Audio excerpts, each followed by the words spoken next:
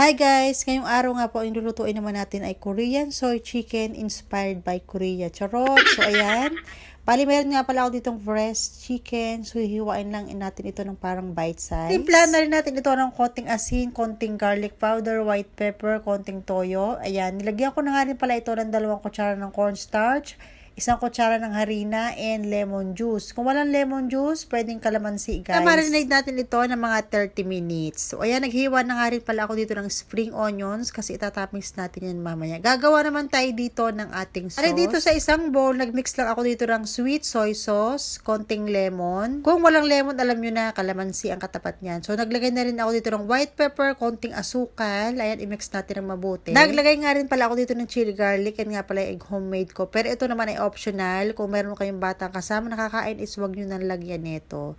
Ayan, i-mix natin ng mabuti. And then, ipiprito na natin dito yung ating